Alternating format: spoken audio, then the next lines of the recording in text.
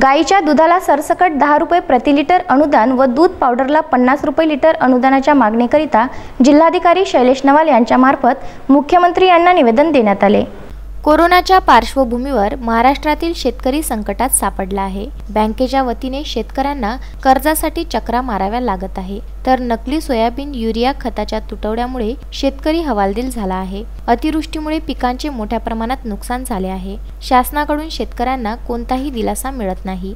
या संकटात दुधाचे भाव कमी झाल्याने दूध उत्पादक शेतकऱ्यांचे मोठे नुकसान होत आहे। महाराष्ट्रात 1,40,00,000 लिटर गाईचे दूध उत्पादित होते, त्यापैकी 35 लाख लिटर दूध सहकारी संघाकडून खरेदी केल्या जाते। 90 लाख लिटर दूध खाजगी संस्था व डेअरीच्या माध्यमातून विकत घेतल्या जाते। 15 लाख लिटर दूध शेतकरी स्वतः हॉटेल्स ग्राहक यांना पुरविते। मात्र लॉकडाऊनच्या कार्यकाळात दुधाच्या विक्रीमध्ये 30% घट झाली आहे। शहरातील हॉटेल बंद असल्यामुळे दुधाची मागणी घटली, त्यामुळे सर्वच ठिकाणी 15 ते 16 रुपये लिटर दराने दुधाची खरेदी केल्या जात आहे।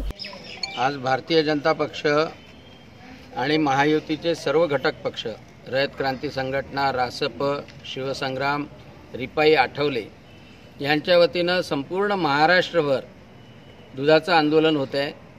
आणि या आंदोलनामध्ये आम्ही जिल्हाधिकारी, तहसीलदार यांना निवेदन देतोय, त्यासोबतच दुधाची पिशवी देतोय आणि ही मंत्र्यांपर्यंत पोहोचवावी आणि या पवित्र दुधाचं प्राशन करून त्यांना सुबुद्धी मिळावी की आज महाराष्ट्रामध्ये दूध उत्पादक शेतकरी अतिशय अडचणीत आहे।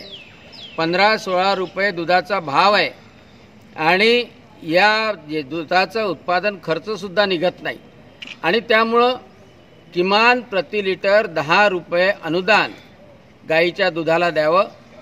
त्याचप्रमाणे पावडर जी बनवल्या जाते त्यासाठी 50 रुपये प्रोत्साहनपर अनुदान प्रति किलो द्यावं। आणि सरकारने घोषणा केली आहे 10 लाख लिटर घेतो, परंतु त्यांच्या बगल बच्च्याच्या दूध संघाकडून फक्त 7 लाख लिटर घेतात आहे। जर सरकारला खरेदी करायचं असेल तर सगळ्या शेतकऱ्याकडून 30 रुपये प्रति लिटरनं दूध खरेदी करावं। खरं म्हणजे 65% दूध खाजगी डेअऱ्या खरेदी करतात आणि त्या शेतकऱ्यांना वाऱ्यावर सोडलेलं आहे आणि त्यामुळे 10 रुपये सरसकट जर अनुदान दिलं तर खाजगी आणि दूध संघाला दूध घालणाऱ्या शेतकऱ्यांना त्याचा फायदा मिळणार आहे। मागच्या वेळेला माननीय मुख्यमंत्री देवेंद्रजी फडणवीस यांच्या कार्यकाळामध्ये जेव्हा दुधाचे भाव 22 रुपये झाले होते, त्यावेळेला प्रत्येक शेतकऱ्याला 5 रुपये प्रति लिटर प्रमाणे अनुदान दिलं होतं आणि साधारणतः 638 कोटी रुपये शेतकऱ्यांच्या खात्यामध्ये जमा करण्यात आले होते।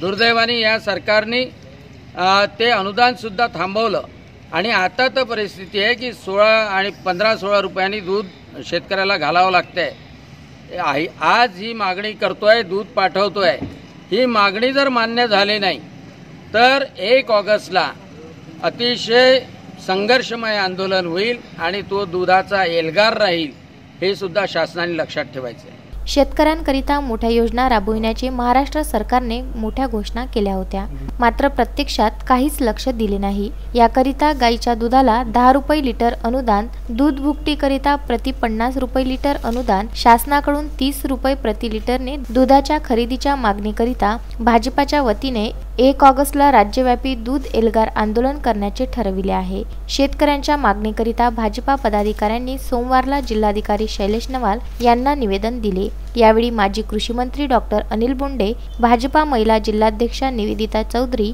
यांच्यासह अनेक भाजपा पदाधिकारी उपस्थित होते। Bureau report, Vidarbha news, Amravati.